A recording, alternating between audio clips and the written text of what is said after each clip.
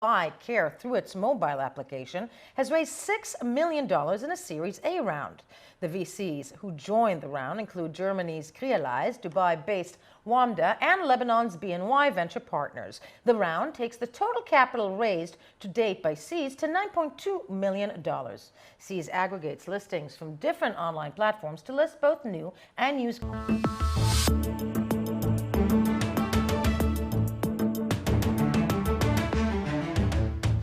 Welcome back to Block TV and this special edition about the court case being held right now in New York. It is the court case the Sphere has been waiting for, the showdown between the Telegram Open Network and the SEC. Needless to say, it's been in play, so to speak, for several months.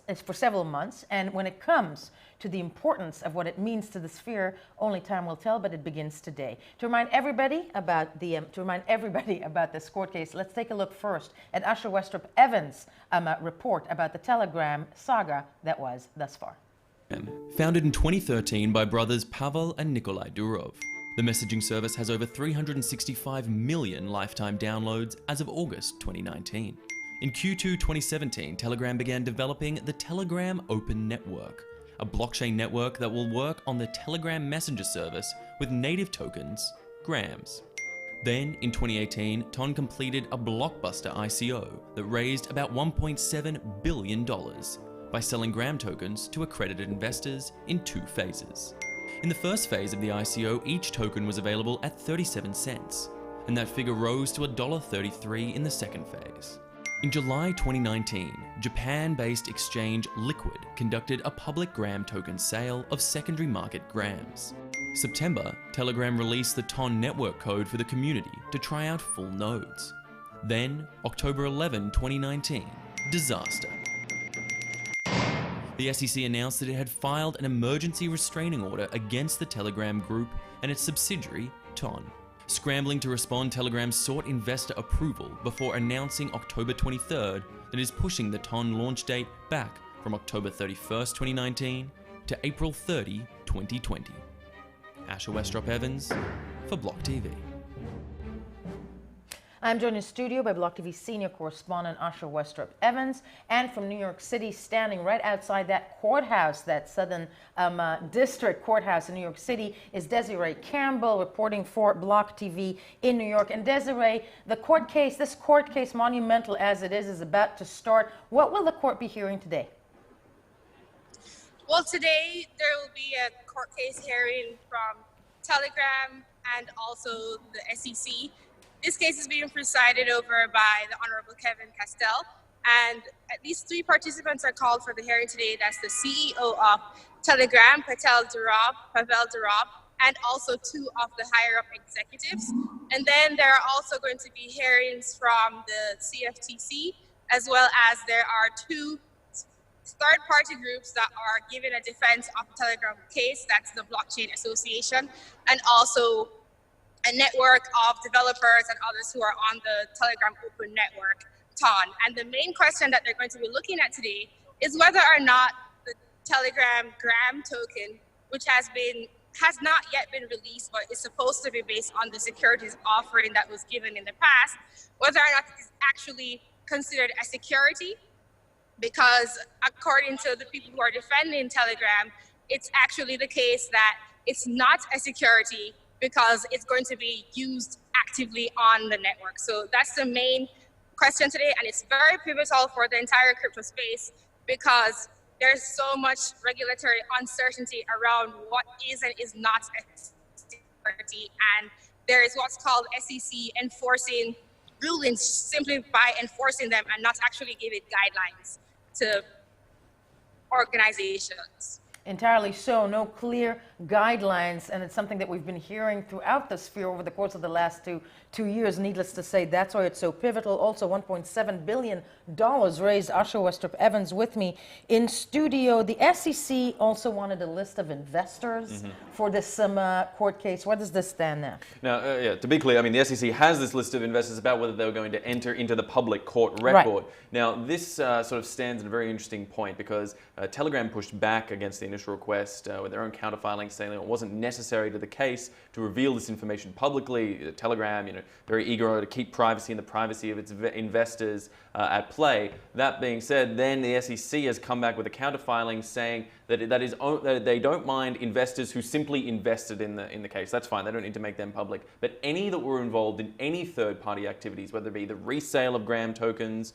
which many initial investors did, whether it be any sort of development work or anything on the TON network, that those investors should be listed and be included in the public court case for the reason that they believe that they are integral to understanding how this network will move forward. It seems the SEC has won in this particular round before we started moving forward, but certainly it adds to that tumultuous air you spoke about going into this case. This is really a battle being fought out between Telegram and the SEC, and it could set a lot of precedents for the sphere. Definitely so. Desiree Campbell still with us outside that courtroom. And Desiree, is there a lot of media when it comes to the importance of this case? Needless to say, we all know it may define the future, regulatory future of not just Telegram, but many others when it comes to the United States. A lot of media, a lot of coverage.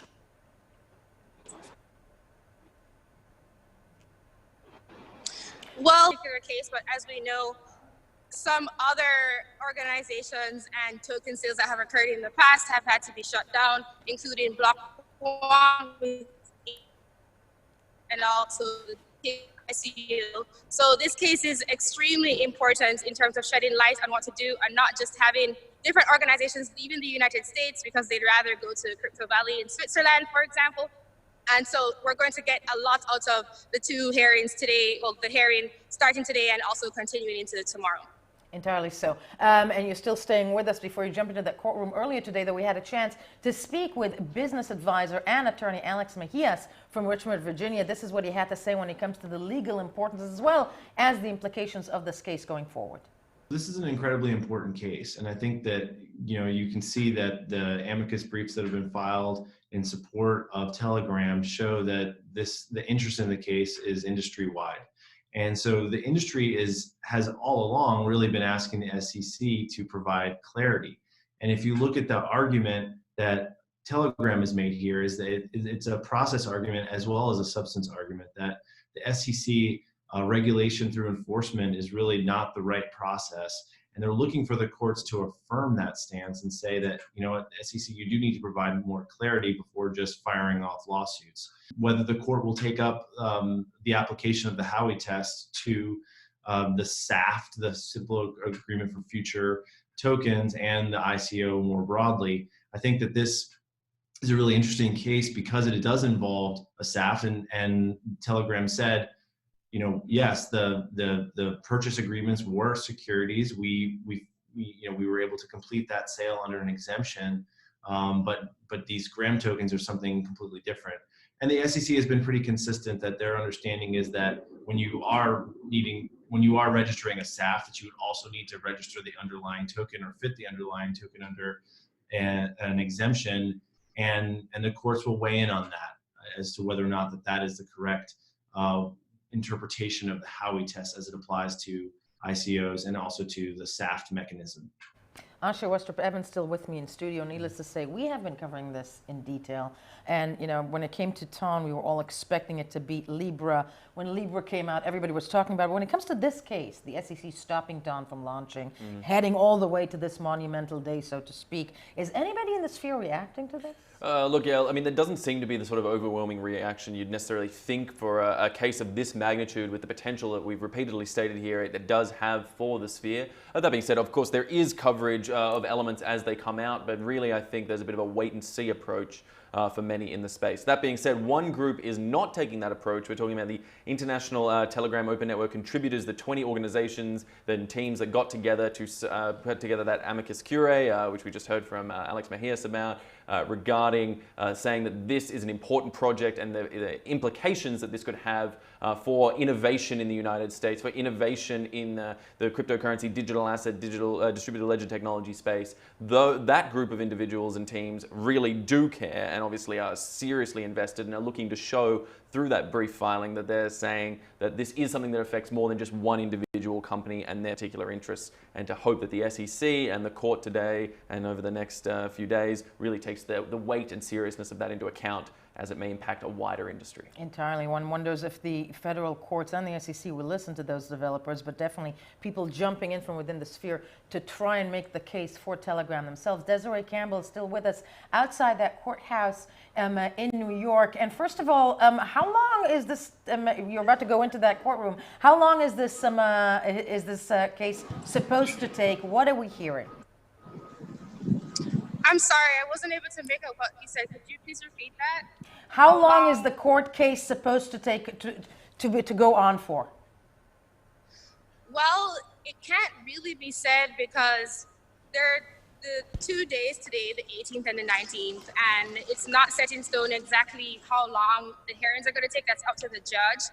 It starts at 10 o'clock today, and I assume it starts at 10 o'clock tomorrow. And what's going to be settled from this particular hearing is not certain because Telegram still has to submit all of their financial documents, and they have until April. So there are probably going to be more hearings beyond this, but this might just be the beginning. It's not, you can't say for sure, but this might not be the end of it.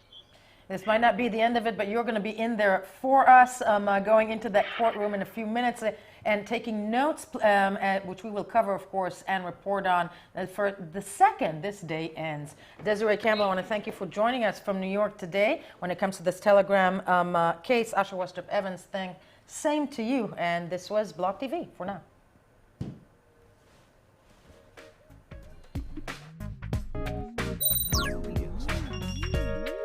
For more news and updates, follow us on Twitter.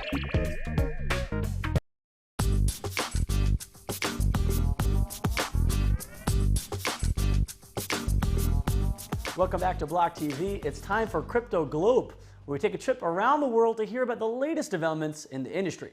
Now, to guide us on this tour, of course, is Ethan Pierce, director of the Paris-based Crypto Assets Institute. Ethan, thank you so much for joining us here today. Now, let's go through those top headlines that you love. Crypto exchange from Fcoin expects to default on $125 million of users' Bitcoin. What's the story here? Yeah, so it's around between 7,000 and 13,000 Bitcoin. There's not an exact number, but that hits about $100 million pretty quick. So